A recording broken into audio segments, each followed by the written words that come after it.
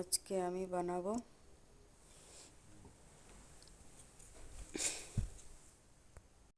মটর আলুর তরকারি।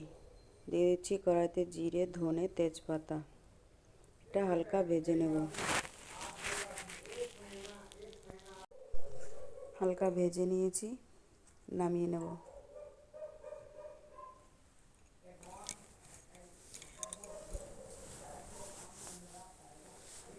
এটা নামিয়ে কড়াইতে দিয়ে দেবো তেল। তেলে দিয়ে দেবো 7-8টা শুকনো লঙ্কা, একটা বড় এলাইচি। এটাও একটু ভেজে নেব।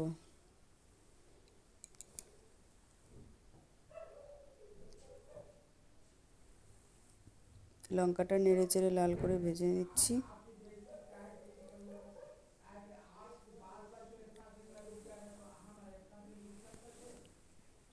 কুকার বসিয়ে দিয়েছি, কুকারে দিয়ে দেবো তেল।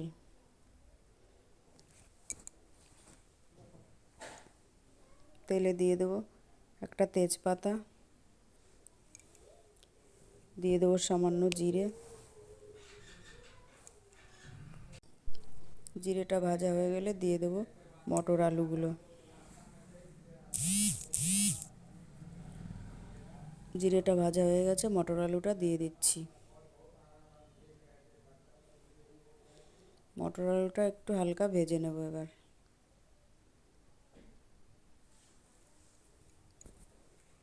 মটর আলুটা ভাজা হয়ে গেছে, এবার জল দিয়ে দেবো। হালকাই ভেজেছি, বেশি ভাজিনি। দিয়ে দিচ্ছি লবণ স্বাদ মতো, দিয়ে দিচ্ছি পরিমাণ মতো হলুদ।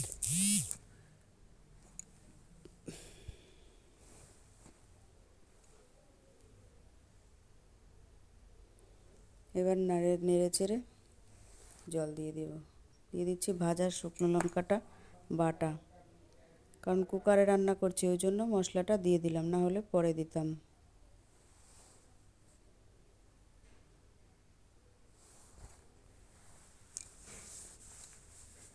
এটাও হালকা ভেজে, বেশি ভাজবো না, ভাজা আছে। দিয়ে দিচ্ছি ধনেপাতা।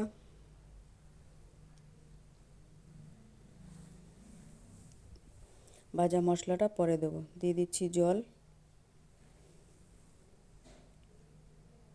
পরিমাণ মতো জল দিয়ে ঢেকে দেবো।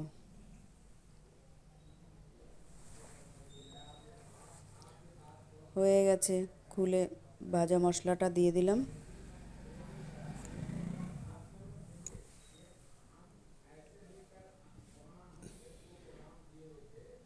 এবার নেড়েচেড়ে নামিয়ে নেব। একটু ফুটবে, কাঁচা মশলাটার সঙ্গে একটু ভাজা মশলাটার সঙ্গে একটু জল দিয়েছি। নামিয়ে নিলাম মটর আলুর তরকারি।